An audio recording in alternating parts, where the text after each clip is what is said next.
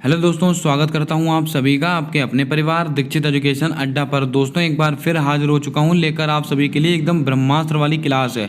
दोस्तों आज हो चुका है 11 मई और एसएससी एमटीएस की पहली शिफ्ट की परीक्षा में आपसे क्या क्या सवाल पूछे गए और आपको अगली शिफ्ट में क्या क्या पढ़कर जाना है उसका एक सटीक विश्लेषण करेंगे इस क्लास के अंदर है। सारे सवाल बहुत ही सिंपल पूछे गए हैं, कोई भी कठिन सवाल नहीं पूछा गया है। आइए शुरू करते हैं आज की क्लास, देखते हैं अपने सारे प्रश्न। पहला सवाल हमसे पूछा गया है कि सत्येंद्र नाथ बोस का संबंध किस क्षेत्र से है? साहित्य के क्षेत्र से है, पत्रकारिता के क्षेत्र से है, वास्तुकला के क्षेत्र से है या वैज्ञानिक है? तो आपको ध्यान में रखना है इनका संबंध है वैज्ञानिक। आपका ऑप्शन नंबर डी बिल्कुल सही जवाब होगा, इसको आप ध्यान में रखें। अगर हम बात करें पत्रकार, तो आपको याद होगा पत्रकारिता के क्षेत्र में कौन सा पुरस्कार दिया था? पुलित्जर पुरस्कार। पुलित्जर पुरस्कार ये दोस्तों पत्रकारिता के क्षेत्र में दिया जाता है। अगर आपसे बात की जाए वास्तुकला, वास्तुकला के क्षेत्र में प्रित्जर अवार्ड, प्रित्जर अवार्ड दिया जाता है। और 2022 का प्रित्जर अवार्ड दोस्तों किसको दिया गया था? तो मैंने आपको बताया था फ्रांसिस कैरे, फ्रांसिस कैरे इनको दिया गया था। इसको भी आप याद करके रखिएगा, आपकी परीक्षा में सवाल पूछा जा सकता है। आइए चलते हैं अपने अगले सवाल की ओर। हमारा अगला सवाल पूछा गया है कि इनहेरिटेंस ऑफ लॉस किसकी पुस्तक है? बहुत ही महत्वपूर्ण सवाल है। किरण बेदी, किरण देसाई, आलोक चक्रवाल, विनोद राय। ये सवाल दोस्तों किरण देसाई से कल भी पूछा गया था, तो आपका सही आंसर क्या होगा? किरण देसाई। आपका ऑप्शन नंबर बी बिल्कुल सही जवाब होगा, इसको आप ध्यान में रखें। दोस्तों किरण बेदी की एक बहुत ही फेमस पुस्तक है, उसका नाम आपको कमेंट कर कर बताना है। बात करते हैं आलोक चक्रवाल को लेकर, इनकी एक पुस्तक है बिरसा मुंडा जनजातीय नायक। ये सवाल एसएससी ने पूछा हुआ सवाल है। कौन सा है? बिरसा मुंडा जनजातीय नायक। इसके अलावा विनोद राय इनकी एक पुस्तक है not just a night watchman, इसको भी आपको ध्यान में रखना है। आइए चलते हैं अपने अगले सवाल की ओर। हमसे अगला सवाल पूछ लिया गया कि कल्याणी अम्मा का संबंध किस शास्त्रीय नृत्य से है? मैंने कल और परसों दोनों दिन मैंने आपको यह सवाल बताया था, आज आपकी परीक्षा में हूबहू पूछा गया है। कल्याणी अम्मा इनका संबंध किस शास्त्रीय नृत्य से है? तो आपको याद होना चाहिए मोहिनी अट्टम। आपको ऑप्शन नंबर बी बिल्कुल सही जवाब होगा, इसको आप ध्यान में रखें। बात करते हैं कुचिपुड़ी, ये कहाँ का है? आंध्र प्रदेश का है। दोस्तों मैं आपको बता दूं, आप अगर पेपर देने वाले हैं एसएससी एमटीएस का, तो आप स्टैटिक जीके को बहुत अच्छे से पढ़कर जाएं। 10 से 12 सवाल स्टैटिक जीके के आ रहे हैं आपकी परीक्षा के अंदर, और उनमें से सबसे महत्वपूर्ण टॉपिक है आपका ये महत्वपूर्ण शास्त्रीय नृत्य और उनसे संबंधित जो डांसर हैं, इसको आप अच्छे से पढ़कर जाएं। आइए चलते हैं अपने अगले सवाल की ओर। हमसे अगला सवाल पूछ लिया गया है कि कटीले वन और झाड़ियां किस क्षेत्र में पाई जाती हैं? उत्तर पश्चिम में, उत्तर दक्षिण में, पूर्वोत्तर में, प्रायद्वीपीय पठार में। तो इसका सही आंसर क्या होगा? उत्तर पश्चिम क्षेत्र में। आपका ऑप्शन नंबर ए बिल्कुल सही जवाब होगा, इसको भी आपको ध्यान में रखना है। दोस्तों जल्दी से क्लास को लाइक कर दें, चैनल पर पहली बार आए हो तो चैनल को सब्सक्राइब कर लें और बेल वाला आइकन ध्यान से दबा लें, ताकि आने वाली सारी वीडियोज़ के अपडेट आप तक आसानी से पहुँचते रहें। अगर आपका भविष्य में एसएससी एमटीएस का एग्जाम है तो एक भी एनालिसिस मिस मत कीजिएगा। हर एनालिसिस से 2 से 3 सवाल आपकी परीक्षा में पूछे जा रहे हैं। आइए चलते हैं अपने अगले सवाल की ओर। हमसे अगला सवाल पूछा गया कि गोल्डन फाइबर किसे कहते हैं? दोस्तों ज्वार को कहते हैं, बाजरा को कहते हैं, जूट को कहते हैं, कपास को कहते हैं। तो आपका सही क्या आंसर होगा? जूट। आपका ऑप्शन नंबर सी बिल्कुल सही जवाब होगा, इसको आप ध्यान में रखें। अब दोस्तों गोल्डन की बात आई है तो आपको कमेंट करके बताना है गोल्डन राइस। गोल्डन राइस में कौन सा विटामिन पाया जाता है? इसका जवाब आपको कमेंट कर कर देना है। आइए चलते हैं अपने अगले सवाल की ओर। हमसे अगला सवाल पूछा गया कि थॉमस कप का संबंध किस खेल से है? मैंने आपको कहा था दोस्तों कुछ महत्वपूर्ण खेल आपको याद रखने हैं, इनसे संबंधित खिलाड़ी कौन है ये भी आपको ध्यान में रखना है।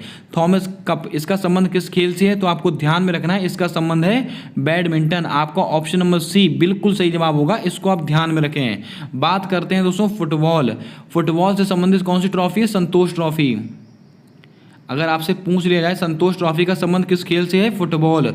और 2023 में संतोष ट्रॉफी का विजेता कौन है ये भी आपको ध्यान में रखना है। ये दोस्तों कर्नाटक है, ये करंट अफेयर का बहुत ही लल्लन टॉप सवाल है, कर्नाटक। इसको भी आपको नोट करना है। शतरंज से दोस्तों आपको याद रखना है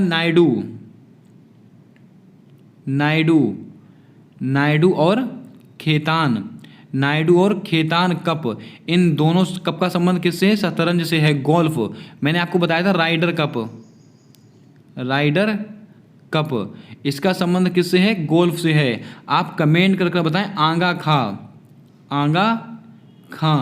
इस कप का संबंध किस खेल से है? इसका जवाब आपको कमेंट कर कर देना है। आइए चलते हैं अपने अगले सवाल की ओर। हमसे अगला सवाल पूछा गया कि लंदन ओलंपिक में भारत ने कुल कितने रजत पदक जीते। सवाल थोड़ा टफ था, लेकिन दोस्तों इसका आंसर क्या होगा? ऑप्शन नंबर सी बिल्कुल सही जवाब होगा। 3 पदक जीते थे। आपको ऑप्शन नंबर सी बिल्कुल सही जवाब होगा। दोस्तों टोक्यो ओलंपिक यानी कि 32वें ओलंपिक कहाँ पर आयोजित हुए थे? टोक्यो में आयोजित हुए थे। टोक्यो कहाँ पर स्थित है? जापान में। इसमें भारत ने कुल कितने पदक जीते थे? कुल दोस्तों 7 पदक जीते थे। एक दोस्तों गोल्ड मेडल जीता था और 2 दोस्तों क्या जीते थे? 2 सिल्वर मेडल जीते थे और 4 क्या जीते थे? ब्रॉन्ज मेडल जीते थे। इसको भी आपको ध्यान में रखना है, सवाल बहुत ही महत्वपूर्ण बनेगा। दोस्तों 33वें ओलंपिक कहाँ पर होने वाले हैं? तो आपको याद रखना है ये पेरिस में होंगे। कहाँ पर? पेरिस में होने वाले हैं। इसको भी आपको नोट कर लेना है। आइए चलते हैं अपने अगले सवाल की ओर। हमारा अगला सवाल पूछा गया था कि याओसंग फेस्टिवल किस राज्य से संबंधित है? सिक्किम, मणिपुर, तेलंगाना, केरल। तो आपको ध्यान में रखना है याओसंग फेस्टिवल का संबंध किस राज्य से है? ये मणिपुर से संबंधित है। आपको ऑप्शन नंबर बी बिल्कुल सही जवाब होगा। इसको आप ध्यान में रखें। मणिपुर का एक त्यौहार और याद रखिएगा, लाई हरोबा। लाई हरोबा फेस्टिवल कहाँ पर मनाया जाता है? मणिपुर के अंदर मनाया जाता है। इसको भी आपको ध्यान में रखना है। बात करते हैं तेलंगाना से। दोस्तों आपको याद रखना है बोनालू फेस्टिवल कहाँ का है? तेलंगाना। बथुकम्मा ये फेस्टिवल कहाँ पर मनाया था? तेलंगाना में। और दोस्तों मैंने आपको बताया था रमप्पा मंदिर कहाँ पर स्थित है? तेलंगाना में स्थित है। और दोस्तों 39वीं धरोहर है, आपको मैंने कई बार नोट कराया है। 40वां कौन सा है? तो आपको मैंने बताया था धौलावीरा। इसको भी आपको नोट कर लेना है। आइए चलते हैं अपने अगले सवाल की ओर। हमसे अगला सवाल पूछा गया था कि ऊर्जा का सर्वोत्तम रूप किसे माना गया है? दोस्तों इस सवाल को आप कमेंट करके बताएंगे कि यह सवाल आपकी परीक्षा में पूछा गया था कि नहीं। आप हाँ या ना में आंसर देंगे। ऊर्जा का सर्वोत्तम स्रोत किसे माना गया? तो आप सबको पता है ये सूर्य को माना जाता है। आपको ऑप्शन नंबर सी बिल्कुल सही जवाब होगा। बिल्कुल बच्चों वाला सवाल था। आइए चलते हैं अपने अगले सवाल की ओर। हमसे अगला सवाल पूछा गया कि नालंदा विश्वविद्यालय की स्थापना किसके द्वारा की गई? समुद्रगुप्त, कुमारगुप्त, चंद्रगुप्त द्वितीय, अशोक। तो मैंने आपको कई बार नोट कराया है नालंदा विश्वविद्यालय, इसकी स्थापना किसके द्वारा की गई थी? कुमारगुप्त। आपको ऑप्शन नंबर बी बिल्कुल राइट जवाब होगा। इसको आपको ध्यान में रखना है। बात करते हैं अशोक को लेकर। दोस्तों अशोक ने कलिंग युद्ध, अगर आपसे पूछ लिया जाए, अशोक ने कलिंग युद्ध के पश्चात जो रक्तपात की नीति थी उसको खत्म कर दिया। कलिंग युद्ध के बाद रक्तपात की जो नीति है उसको छोड़ दिया था। किसने? अशोक ने। इसको भी आपको ध्यान में रखना है। आइए दोस्तों चलते हैं अपने अगले सवाल की ओर। हमारा अगला सवाल पूछा गया कि झिझिया नृत्य का संबंध किस राज्य से है? उत्तर प्रदेश, उत्तराखंड, बिहार, छत्तीसगढ़। तो आपको दोस्तों याद रखना है झिझिया नृत्य, इसका संबंध किस राज्य से है? बिहार से है। आपका ऑप्शन नंबर सी बिल्कुल सही जवाब होगा। इसको भी आपको ध्यान में रखना है। अगर आपसे पूछ लिया जाए हरेला फेस्टिवल कहाँ पर मनाते हैं? उत्तराखंड। और हरेली मनाते हैं छत्तीसगढ़। ये दोनों सवाल आपको याद रखने हैं, बहुत ही कंफ्यूजिंग भरे सवाल हैं। उत्तर प्रदेश से संबंधित दोस्तों क्या है? चरकुला हो गया, नौटंकी हो गया, ये सब कहाँ मनाते हैं? उत्तर प्रदेश में। आइए चलते हैं अपने अगले सवाल की ओर। हमसे अगला सवाल पूछा गया कि दिल्ली की जामा मस्जिद का निर्माण किसके द्वारा करवाया गया? औरंगजेब के द्वारा कराया गया है, शाहजहां के द्वारा कराया गया है, अकबर के द्वारा कराया गया है, हुमायूं के द्वारा कराया गया है? जल्दी से बताएं आपका सही जवाब क्या होगा? दिल्ली की जामा मस्जिद, इसका निर्माण दोस्तों किसके द्वारा कराया गया था? तो आपको ध्यान में रखना है ये शाहजहां के द्वारा कराया गया है। आपका ऑप्शन नंबर बी बिल्कुल सही जवाब होगा। इसको भी आपको नोट कर लेना है। बात करते हैं ऑप्शंस को लेकर, जैसे कि अकबर के द्वारा दोस्तों क्या बनवाया गया है? आगरा का किला। आगरा का किला ये किसके द्वारा बनवाया गया था? ये अकबर के द्वारा बनवाया गया है। और दोस्तों क्या बनवाया अकबर ने? तो आपको ध्यान में रखना है बुलंद दरवाजा। क्या दोस्तों? बुलंद दरवाजा ये किसने बनवाई? ये भी अकबर के द्वारा बनवाया गया है। बात करते हैं दोस्तों औरंगजेब को लेकर। औरंगजेब ने दोस्तों क्या बनवाया? बीबी का मकबरा। इसको कहते हैं ताजमहल की भद्दी नकल, बीबी का मकबरा। इसके अलावा अगर आपसे पूछ लिया जाए 2.5 दिन का झोपड़ा ये किसने बनवाया था? तो मैंने आपको बताया था कुतुबुद्दीन ऐबक ने बनवाया था। और दोस्तों एतमा अब्दौला का मकबरा ये किसने बनवाया था? नूर जहां ने बनवाया था। आइए चलते हैं अपने अगले सवाल की ओर। हमारा अगला सवाल पूछा गया था कि सैयद वंश का संस्थापक कौन है। आप 1 से 2 दिन की पहले की क्लास उठाकर देखिए, मैंने सारे वंश और उनके संस्थापक नोट कराए थे और सैयद वंश पर जोर देकर कहा था कि आपकी परीक्षा में यह सवाल आपसे पूछा जाएगा। आज आपकी परीक्षा में हूबहू सवाल पूछा गया है। सैयद वंश का संस्थापक कौन है? खिलजी खां। आपका ऑप्शन नंबर सी बिल्कुल सही जवाब होगा, इसको आप ध्यान में रखें। आइए दोस्तों, कुछ महत्वपूर्ण वंश और उनके संस्थापक मैं आपको फिर से नोट करा देता हूं। दंती दुर्ग, ये दोस्तों कौन से वंश के संस्थापक हैं? तो आपको ध्यान में रखना है राष्ट्रकूट वंश। राष्ट्रकूट वंश के संस्थापक कौन है? तो आपको ध्यान में रखना है दंती दुर्ग। बिंबसार, ये कौन से वंश के संस्थापक है? हर्यक वंश। हर्यक वंश के संस्थापक कौन है? बिंबसार। विजयानंद, ये कौन से वंश के संस्थापक हैं? चोल वंश। इनको आप नोट कर लें, चोल वंश के संस्थापक हैं। इसके अलावा अगर आपसे पूछ लिया जाए पल्लव वंश, कौन दोस्तों? पल्लव वंश, इसके संस्थापक कौन है? तो आपको ध्यान में रखना है सिंह विष्णु। कौन है? सिंह विष्णु। ये दोस्तों पल्लव वंश के संस्थापक हैं। इसके अलावा दोस्तों कुषाण वंश, कौन? कुषाण वंश, इसके संस्थापक कौन है? तो आपको ध्यान में रखना है कड़फिसस। कड़फिसस, इसको भी आपको नोट करना है। ये सारे वंश आपकी परीक्षा में बार बार रिपीट हो रहे हैं। आइए चलते हैं अपने अगले सवाल की ओर। हमसे अगला सवाल पूछा गया था कि अहमदिया इस्लाम की स्थापना किसके द्वारा की गई? कड़फिसस, गुलाम अहमद, मुस्लिम वंश, इनमें से कोई नहीं। तो आपका इसका आंसर क्या हो जाएगा? गुलाम अहमद के द्वारा की गई थी। आपका ऑप्शन नंबर बी बिल्कुल सही जवाब होगा, इसको भी आपको नोट कर लेना है। आइए चलते हैं अपने अगले सवाल की ओर। हमसे अगला सवाल पूछा गया कि पॉलिटी का अंतर्राष्ट्रीय सुरक्षा से संबंधित अनुच्छेद कौन सा है? अनुच्छेद 45, अनुच्छेद 50, अनुच्छेद 51, अनुच्छेद 51A। तो आपको दोस्तों याद रखना है अंतर्राष्ट्रीय सुरक्षा से संबंधित आर्टिकल कौन सा है? आर्टिकल 51। आपका ऑप्शन नंबर सी बिल्कुल सही जवाब होगा। दोस्तों कुछ बच्चे आर्टिकल 50 बता रहे हैं, पूछा गया है, तो आपको ध्यान में रखना है राज्यपालिका और कार्यपालिका और न्यायपालिका की शक्तियों का पृथक्करण, ये किसके अंदर दिया गया है? ये आर्टिकल 50 के अंदर दिया गया है। अगर आपका ये पूछा गया होगा कार्यपालिका और न्यायपालिका की शक्तियों का पृथक्करण किसमें है? अनुच्छेद 50। लेकिन दोस्तों अंतर्राष्ट्रीय सुरक्षा किसके अंदर है? अनुच्छेद 51। अनुच्छेद 51A, इसमें क्या? वन नीति, भारत की वन नीति, इसका उल्लेख किसके अंदर किया गया है? अनुच्छेद 51A। इसी के अंदर दोस्तों मौलिक कर्तव्यों का उल्लेख किया गया है। किसका दोस्तों? मौलिक कर्तव्यों का उल्लेख।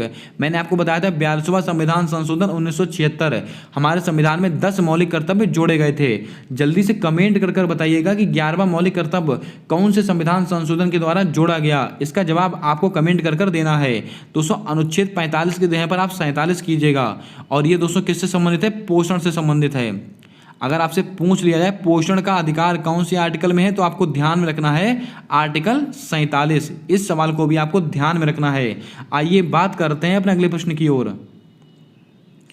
हमारा अगला सवाल पूछा गया कि वह ताप जिस पर कोई वस्तु जलने लगती है, फिजिक्स का सवाल पूछा गया, इसको भी आप ध्यान में रखेंगे।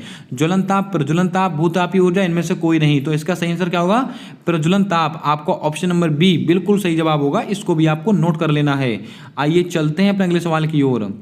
हमारा अगला सवाल पूछा गया कि समुद्री नियमित धारा को क्या कहते हैं? ज्वार भाटा, सुनामी, तरंगे, लहरें। आप देख सकते हैं कितने सिंपल सवाल पूछे गए आज की शिफ्ट में। तो आपका सही आंसर क्या होगा? लहरें। आपका ऑप्शन नंबर डी बिल्कुल सही जवाब होगा, इसको भी आपको ध्यान में रखना है। आइए चलते हैं अपने अगले प्रश्न की ओर। हमसे अगला सवाल पूछा गया कि स्वतंत्र भारत का अंतिम गवर्नर जनरल कौन था? दोस्तों सवाल थोड़ा टफ होगा, लेकिन दोस्तों इसका सही आंसर क्या होगा? Lord Canning. आपका ऑप्शन नंबर बी बिल्कुल सही जवाब होगा, इसको भी आप ध्यान में रखें। इसको आप अपने आप से एक बार रीचेक कर लेंगे खुद से। बात करते हैं लॉर्ड कर्जन। दोस्तों इनके समय क्या हुआ था? बंगाल विभाजन हुआ था, तो आपको याद होगा लॉर्ड कर्जन के समय क्या होता? बंगाल विभाजन। बात करते हैं लिन लिथगो, इनके समय क्या होता? 1942। अगर आपसे पूछा जाए भारत छोड़ो आंदोलन के समय वायसराय कौन थे? लिन लिथगो। इसको भी आप ध्यान में रखें। आइए चलते हैं अपने अगले सवाल की ओर। हमसे अगला सवाल पूछा गया था कि लता मंगेशकर जी ने पहली बार कौन सी फिल्मों में गाना गाया था? तो आपको याद होगा मात्र दोस्तों 17 वर्ष की आयु में इन्होंने गाने फिल्मों में काम करना प्रारंभ कर दिया था और मराठी फिल्मों में इन्होंने काम किया था और दोस्तों मराठी गाने गाए थे। तो आपका सही आंसर क्या होगा? मराठी फिल्म। आपका ऑप्शन नंबर, आपका ऑप्शन नहीं है क्योंकि मराठी फिल्म आपका सही आंसर होगा। दोस्तों आपको मैंने कई बार बताया था कि लता मंगेशकर जी से आपकी परीक्षा में सवाल पूछा जाएगा। आप 1 से 2 फैक्ट आप और नोट कीजिएगा। अगर आपसे पूछा जाए लता मंगेशकर जी को भारत रत्न कब मिला था? 2001 में मिला था इनको भारत रत्न। और इनको किस देश के सम्मान द्वारा सम्मानित किया गया था? फ्रांस। और कौन सा सम्मान था? Legion d' honneur award. इसको भी आप ध्यान में रखें। और दोस्तों अभी हाल ही में शशि थरूर, इनको भी मिला है फ्रांस का सर्वोच्च सम्मान लीजन द ऑनर अवार्ड। अगर आपसे पूछ लिया जाए लता मंगेशकर चौक, इसका आयोजन कहाँ पर हुआ है? अयोध्या। अयोध्या उत्तर प्रदेश में इसका आयोजन हुआ है लता मंगेशकर चौक जी का। अगर आपसे पूछ लिया जाए पहला लता दीनानाथ मंगेशकर पुरस्कार किसको मिला है? पीएम मोदी जी को मिला है। और दोस्तों अगर आपसे पूछ लिया है दूसरा लता दीनानाथ मंगेशकर पुरस्कार किसको मिला है? आशा भोसले। आशा भोसले, इसको भी आपको नोट करना है। सवाल बहुत ही महत्वपूर्ण है सारे के सारे।